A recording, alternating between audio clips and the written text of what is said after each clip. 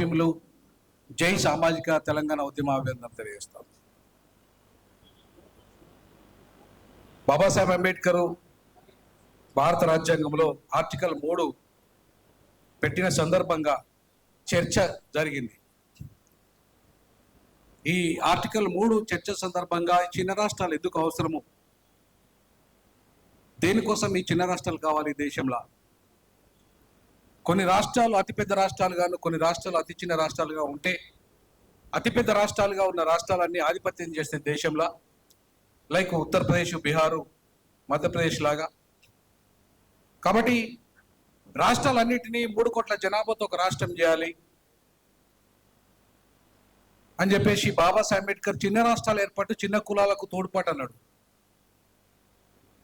చిన్న రాష్ట్రాల్లో ఎందుకు కావాలి చిన్న రాష్ట్రాలు అంటే, కింది కులాలు ఎవరైతే బడుగు బలహీన వర్గాలు అనేక రకాల అణిచివేతకు, అన్యాయాలకు, అంటరానితనానికి, హింసకు, ఇలా అనేక భూమి లేకుండా, భుక్తి లేకుండా, ఉద్యోగం లేకుండా అనేక రకాల ఇబ్బందులు ఎదుర్కొంటున్న ఈ 93% తెలంగాణలో ఉన్న బహుజనులు ఎవరైతే ఉన్నారో వాళ్ళకు ఉపయోగపడే విధంగా, వాళ్ళకు ఉపయోగపడుతుంది రాష్ట్రం వస్తే అని చెప్పేసి ఆయన భావించాడు. సో చిన్న రాష్ట్రాలు వస్తే చిన్న కులాలకు తోడ్పాటు జరగలేదు. ఎందుకు? తప్పు మనదే, విద్యార్థి లోకాందే తప్పు, ఉపాధ్యాయ లోకాందే తప్పు. జరిగింది అక్కడ. మాలాంటి వాళ్ళు ఒక అస్సాము విద్యార్థి గణ పరిషత్తు ఎలా అయితే ఒక రాజకీయ నిర్ణయం తీసుకొని ప్రఫుల్ల కుమార్ మహాంత్ర నేతృత్వంలో మొట్టమొదటిసారిగా ఒక విద్యార్థి నాయకుడు ముఖ్యమంత్రి అయ్యిండు. ఉస్మానియా విద్యార్థి ముఖ్యమంత్రి కావాలని నేను ప్రతిపాదించాను. తెలంగాణ మొదటి రాష్ట్రానికి ఈ బహుజనుల నుండి, ఈ బడుగు బలహీన వర్గాల నుండి నేతృత్వం వహిస్తున్న ఈ విద్యార్థి నాయకులు మొదటి ముఖ్యమంత్రి కావాలని నేను ప్రతిపాదించాను. అందుకు రాజకీయ నిర్ణయం తీసుకోండి అని చెప్పేసి ప్రతిపాదిస్తే మరి ఏమైందో చరిత్రలో మీకు కనబడ్డది. ఎందుకు జరగలేదు, ఎందుకు ఆ ప్రతిపాదన అమలు కాలేదు? 5 లక్షల మందితో విద్యార్థి సంఘ మీటింగ్ పెట్టిన వాళ్ళు ఇప్పుడు కనీసం 5,000 మందితో మీటింగ్ పెట్టలేని పరిస్థితికి ఎందుకు నెట్టబడ్డారు? కారణం ఎవరు? ఇవాళ తెలంగాణ ఉద్యమం అంటే వెలమరెడ్డి వర్గాల ఉద్యమంగా మారిపోయింది. మేము ముఖ్యమంత్రి కావాలనే కొట్లాటకు అది దారితీసింది. మరి ఎవరు ముఖ్యమంత్రి కావాలి? నేనైతే ఆ రోజు చెప్పిన, ఈ రోజు కూడా చెప్తున్నా, తెలంగాణను సాధించిన ఘనత విద్యార్థులకు అందే. విద్యార్థుల వల్లనే, వాళ్ళ ఆత్మ బలిదానాల వల్లనే, వాళ్ళ పోరాటాల వల్లనే, ఆ డిసెంబర్ 10th పోరాట పిలుపుతోనే భయపడ్డ కేంద్రం, చలో అసెంబ్లీకి మీరు ఇచ్చిన పిలుపు, భయపడ్డ కేంద్రం. ఈ మాట స్వయంగా ఆనాటి కేంద్ర హోంశాఖ మంత్రి మేము ఆయనను కలిసినప్పుడు ఉద్యమ జేఏసీ చైర్మన్ గా కలిసినప్పుడు ఆయన చెప్పింది ఏంటంటే, మేము అందరినీ మేనేజ్ చేస్తున్నాం రాజకీయ పార్టీలను. ప్రొఫెసర్ గారు, మేము మేనేజ్ చేయలేకపోతుంది ఒక విద్యార్థులను మాత్రమే మేనేజ్ చేయలేకపోతున్నాం. అన్ని రాజకీయ పార్టీలు, కేసీఆర్ గారు మా వైపు ఉన్నాడు, మాతోనే అలయన్స్ లో ఉన్నాడు, మేము చెప్పినట్టే వింటున్నాడు. అన్ని రాజకీయ పార్టీలు మాతోనే ఉన్నాయి. కానీ విద్యార్థి లోకాన్ని మేము మేనేజ్ చేయలేకపోతున్నాం, ఏం చేయాలి అని అడిగితే, తెలంగాణ ఎలా నేను అన్నా. తెలంగాణ విద్యార్థి ఇస్తే విద్యార్థి ఉద్యమం చల్లబడుతుందని చెప్పా. నీళ్లు, నిధులు, నియామకాలు అనే ట్యాగ్ లైన్తో వచ్చిన పోరాటంలో ఆ 3 కూడా సాధ్యం కాలేదు. కాబట్టి చివరికి కనీసం తెలంగాణ ఇవ్వండి మీ నాయకత్వంలో, నేతృత్వంలో అని చెప్పేసి మేము ప్రతిపాదించడం జరిగింది.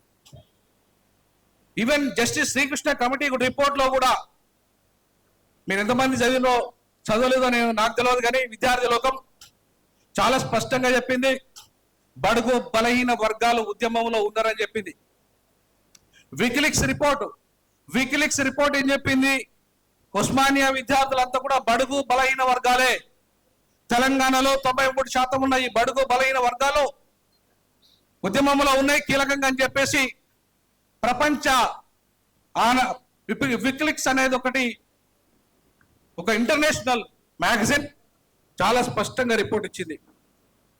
అసెంబ్లీలో ఆనాడు స్పీకర్గా ఉన్న ఆయన పేరు స్పీకర్ నాదెండ్ల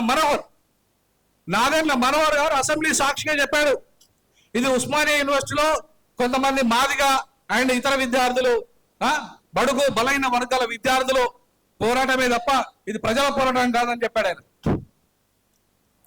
కానీ సకల జనుల సమ్మె నేతృత్వం వహించిన మన కోదండరాం సార్ చూసా మనము ఎలా ఏ రకంగా అన్ని వర్గాలు పార్టిసిపేట్ అయ్యారో, ఏ రకంగా తెలంగాణ రాష్ట్ర సాధనలో కీలక భూమిక పోషించిందో. సో ఇవాళ విద్యార్థి లోకము అత్యంత కీలకంగా తెలంగాణ రాష్ట్ర సాధనలో ముందుండి నడిపించిన చరిత్ర వాళ్ళది. మరి అట్లాంటి వాళ్ళకి 7 కోట్ల రూపాయలు కూడా ఆయన మాఫీ చేయలే. ఎవరు? కేసీఆర్ గారు. ఖాళీ వాళ్ళు మెస్సు బకాయిలు మాఫీ చేయమన్నారు. 100 రోజులు ఆర్ట్స్ కాలేజ్ ముంగట మెస్సులన్నీ క్లోజ్ అయినాయి, బకాయిలు ఉన్నాయి 7 కోట్లే. ఆఫ్టర్ ఆల్ 7 కోట్ల రూపాయలు, 7 కోట్ల రూపాయలు బకాయిలు మాఫీ చేయండి అని చెప్పి ఒక 100 రోజులు ఉద్యమం చేసినా సరే ఆయన మాఫీ చేయలే. ఎందుకు మాఫీ చేయలేదు ఆయన? ఎందుకు మాఫీ చేయలేదు అంటే ఆయన ఇక్కడికి వచ్చినప్పుడు ముఖ్యమంత్రి హోదాలో మా వాళ్ళు చెప్పు చూపెట్టాను పోరగాను. మా వాళ్ళు చేసిన తప్పేందంటే మాకు అన్యాయం చేస్తున్నా కొడక ఈ చెప్తాను కూడా తమ్మిందనే ధోరణితోనే మా పిల్లలంతా తమ నిరసనను తెలియజేశారు. 100 ఏళ్ల ఉస్మానియా ఉత్సవాలు జరుగుతున్నప్పుడు అదే ముఖ్యమంత్రి స్థానంలో విద్యార్థి నాయకుడు ఉండుంటే ఏంటి పరిస్థితి చెప్పండి? 7 కోట్ల ఒక లెక్కన, లక్షల కోట్ల బడ్జెట్ లో 7 కోట్ల ఒక లెక్కన మీరు అసలైన పదవిని వదిలిపెట్టిండ్రు. మీరు మాకు 250 గజాల స్థలం ఇయ్యుర్రి, లేకపోతే మాకు ఒక గుర్తింపు కార్డులు ఇయ్యుర్రి, లేకపోతే మా కేసులు ఎత్తేయండి, లేకపోతే ఇంకా మాకు వడ్డీ లేని రుణాలు ఇయ్యుర్రి, మాకు ఒక అమరవీరుల స్తూపం కట్టిండ్రు. ఇవి చాలా చిన్న కోరికలు. ఎంత చిన్న కోరికలు అంటే నా దృష్టిలో, అరే అధికారం మీ చేతులకు తీసుకోండి అంటే అధికారం అగ్రవర్ణాలకు అప్పచెప్పి ఇలా అడుక్కునే స్థితి మీకు ఎందుకయ్యా? నాకు అర్థం కాలే. 93% ఉన్నాం మనం తెలంగాణ సమాజంలో. మనం ఎందుకు అధికారంలోకి రాం? మీరు కరెక్ట్గా ఉండుంటే, మీరు కరెక్ట్గా ఉద్యమం చేసి ఉంటే మనం ఎందుకు రాం? బాబాసాహెబ్ అంబేద్కర్ ఏం కోరుకున్నాడు? చిన్న రాష్ట్రాల్లో ఏర్పాటుతోనే చిన్న కులాలకు అధికారం వస్తుందని చెప్పాడు. వచ్చిందా? తప్పెవరిది చెప్పండి? మనదే కాదా? 100కి 200% మనదే. ఒప్పుకోవాలి మనం. ఏదో వాళ్ళని తిట్టి వీళ్ళని తిట్టి ఇవాళ అగ్రవర్ణాలను తిట్టి మనం ఏదో సంకలు ఎగరుచుకొని సంతోషపడు కాదు. వాళ్ళు నిజంగా కష్టపడుతున్నారు, అహర్నిశలు కష్టపడుతున్నారు. రేవంత్ రెడ్డి గారిని అభినందిస్తున్న సందర్భంగా నేను ముఖ్యమంత్రి అయితానడు ఆయన తెలంగాణ ఉద్యమంలో లేడు, కానీ ముఖ్యమంత్రి అయితానడా కాలేదా? అయితానని ఉన్నాడు, అనుకున్నాడు, ఆయన అయి తీరిండు. మరి దాన్ని అభినందించాలా వద్దా? 100% అభినందించాలి. ఎందుకంటే ఆయన ఒక లక్ష్య సాధన కోసం పనిచేస్తున్నాడు. అంత సీరియస్ గా ఒక పదవి, ఒక అధికారాన్ని సాధిస్తా మీకెందుకు లేదు? మనకెందుకు లేదు? మనకు ఆ చైతన్యమే లేదు. Political power is the master key అని చెప్పిన Ambedkar, Babasaheb Ambedkar political power is the master key అన్నాడు. ఎందుకన్నాడు మాస్టర్ కీ అని? To open any door of the democracy political power is the master key. రాజకీయ అధికారం అనే మాస్టర్ కీని చేపట్టండి. ఇవేమి లెక్క మీకు?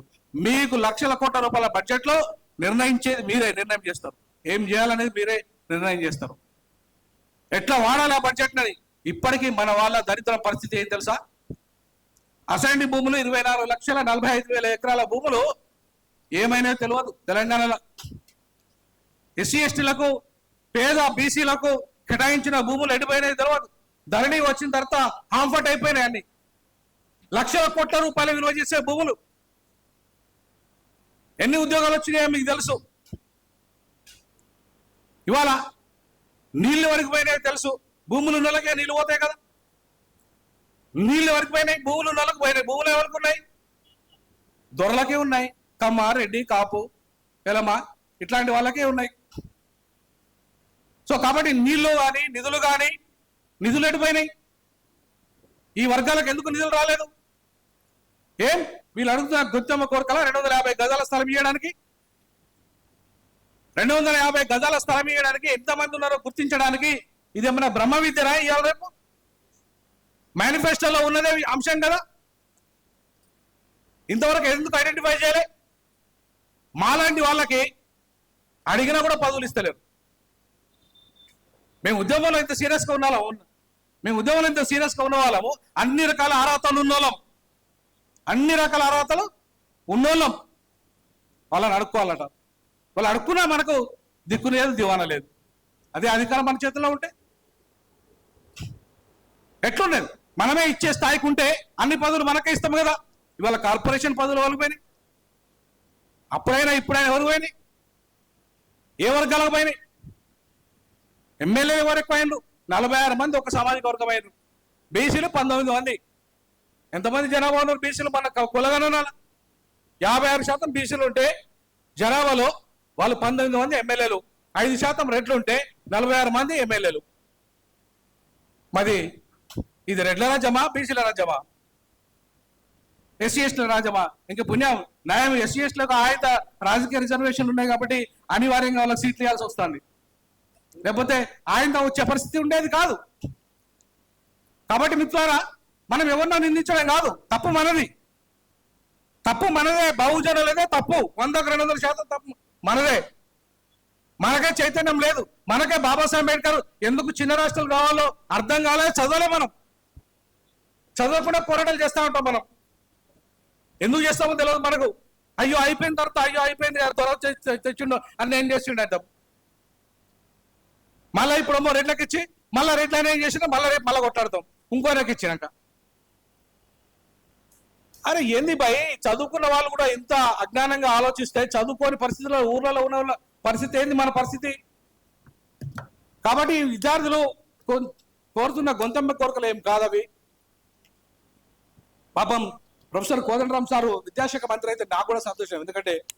ఎందుకంటే చదువుకున్న వాడు ఉద్యమంలో అదే కావాలి అని నాకు కూడా ఉన్నది. ఓపెన్ గా నేను కూడా చెప్తున్నా. ఎందుకంటే ఆయన ఉద్యమంలో సీరియస్ గా ఉన్నాడు. తర్వాత విద్యావంతుడు, ప్రొఫెసర్, ఆయనకు అనుభవం ఉంది. విద్యార్థుల సమస్యల అనుభవం ఉంది. ఆయనకు అన్ని సమస్యల అనుభవం ఉన్నాడు. ఇట్లాంటి వాడిని కానిస్తలేదు పాపం. ఆయన ఒక ఎమ్మెల్సీగా పరిమితం చేసి కూర్చున్న వీళ్ళు. కానీ ఎందుకు విద్యాశాఖ మంత్రి కాకూడదు? కోదండరామ్ గారు సారు గురించి ఎందుకు చర్చ జరగట్లేదు? కాబట్టి విద్యార్థులంతా బలంగా ఆయన మంత్రి పదవి కావాలని కొట్లాడితే తప్పులేదు. ఎందుకంటే ఉద్యమంలో ఆయన సీరియస్ గా ఉన్నాడు. ఆయన ఖచ్చితంగా ఇవ్వాల్సిందే. కానీ కోదండరామ్ సార్ మాలాంటి వాళ్ళ గురించి కూడా ఆలోచించాలి. మీలాంటి వాళ్ళ గురించి, మాలాంటి వాళ్ళ గురించి కూడా ఆలోచించాలి.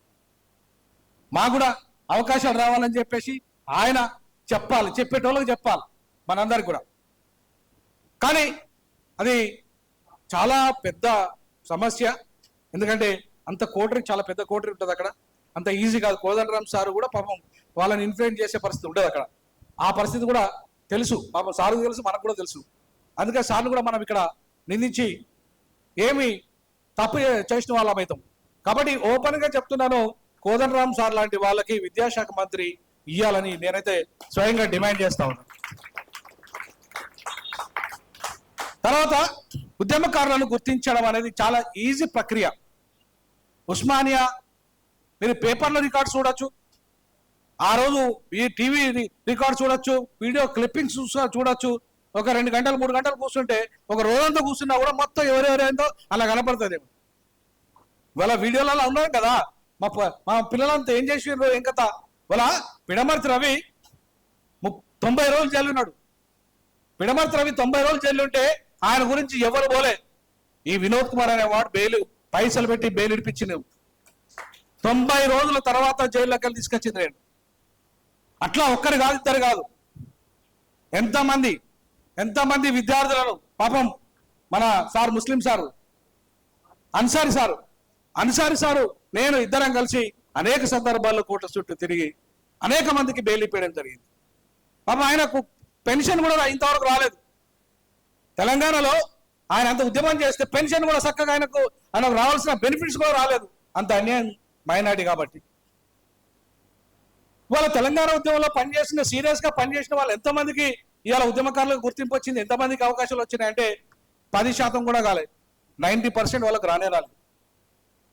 సో 90% ఉద్యమంలో సీరియస్ గా ఉన్న వాళ్ళు ఎవరో సార్కు చాలా తెలుసు. ఎందుకంటే సార్ అనేక సందర్భాల్లో మొత్తం రాష్ట్రమంతా తిరిగిండు, ఉస్మానియాకు అనేక సందర్భాలు వచ్చాడు.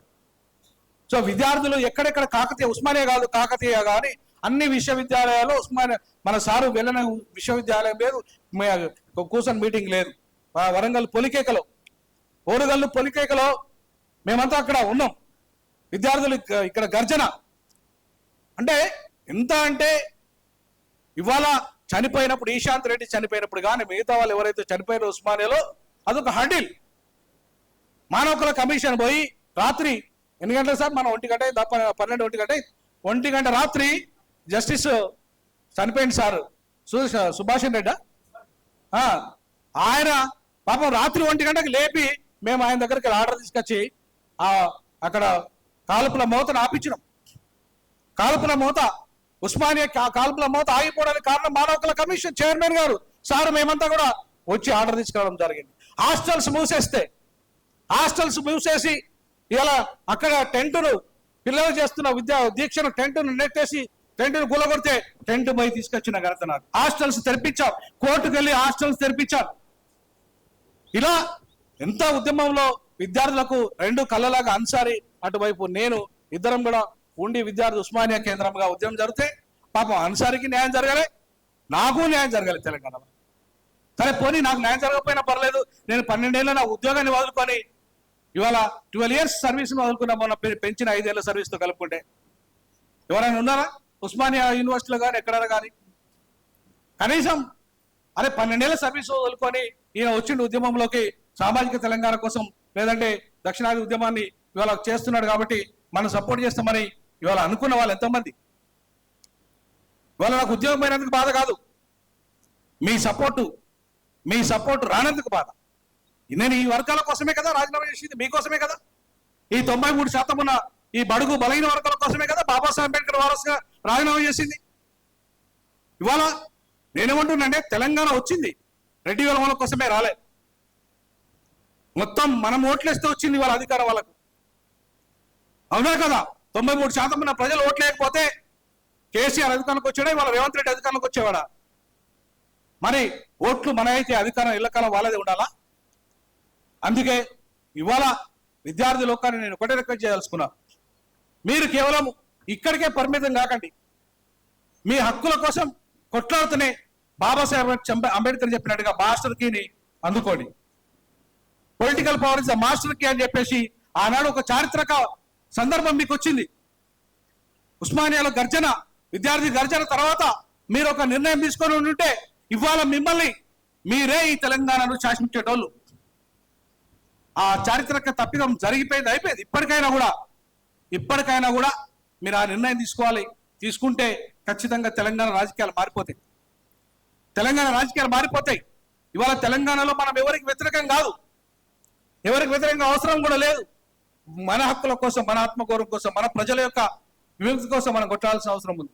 బాబాసాహెబ్ అంబేద్కర్ 3 ముఖ్యమైన అంశాలు ఇవాళ చిన్న రాష్ట్రాల గురించి చెప్పాడు. ఫస్ట్ అంశము చిన్న కులాలకు తోడ్పాటు అన్నాడు. రెండవ అంశం ఏంటంటే చిన్న రాష్ట్రాలు ఏర్పడితే ప్రజలు సమగ్రంగా అభివృద్ధి చెందుతాడని చెప్పారు. ప్రజలు సమగ్రంగా అభివృద్ధి చెందుతారు, వాళ్ళకు విద్య, ఉచిత నాణ్యమైన విద్య, వైద్యము, వాళ్ళకు భూమి, సంపద, వాళ్ళకు అవకాశాలు అన్నీ వస్తాయని చెప్పాడు. వచ్చినాయా? ఆ 10 ఏళ్ళలో వచ్చినాయా? రాలే. ఇప్పుడైనా రావాలిగా. సో కాబట్టి ప్రజలు సమగ్రంగా అభివృద్ధి చెందడానికి చిన్న రాష్ట్రాలు కావాలా.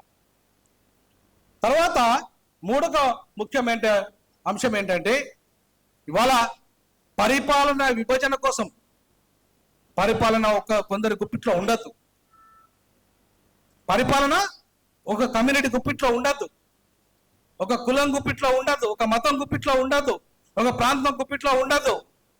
పరిపాలన విభజన కోసం ఇవాళ చిన్న రాష్ట్రాలు ఏర్పడాలన్నాడు అంబేద్కర్.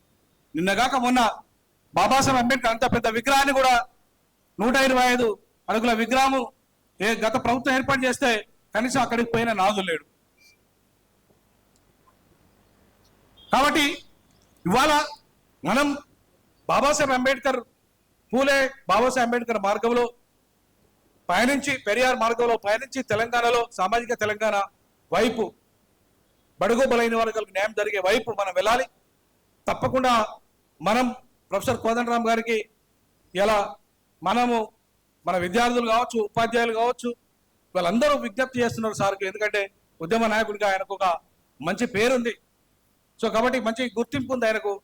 సో ఆయన ద్వారా ఇవాళ ఈ హక్కులను సాధించుకోవడమే కాకుండా వారికి కూడా ఇవాళ మంత్రి పదవి రావాలని చెప్పేసి మన విద్యార్థులకు అంతా డిమాండ్ చేయాలి, మనమంతా డిమాండ్ చేయాలి. అది కూడా విద్యాశాఖ మంత్రే కావాలి, ఆయన వేరే మంత్రి కావద్దు, విద్యాశాఖ మంత్రి కావాలి. ఎందుకంటే విద్య అత్యంత కీలకమైంది, దానికి బడ్జెట్ పెంచాల్సిన అవసరం ఉంది. కాబట్టి ఆయనను విద్యాశాఖ మంత్రి చేయాలని డిమాండ్ చేస్తూ మీ యొక్క సమస్యలన్నిటికీ కూడా సార్ నేతృత్వంలో ఒక పరిష్కారాన్ని మనం అందుకునే విధంగా కృషి చేస్తూ, అంతేకాకుండా మనకు కూడా అవకాశాలు ప్రభుత్వంలో పరిపాలనలో భాగస్వామ్యం అయ్యే విధంగా సారు తన వంతు కృషి చేయాలని చెప్పేసి విజ్ఞప్తి చేస్తూ సెలవు తీసుకుంటున్నాను. జై భీమ్, జై పూలే, జై పెరియార్, జై సామాజిక తెలంగాణ.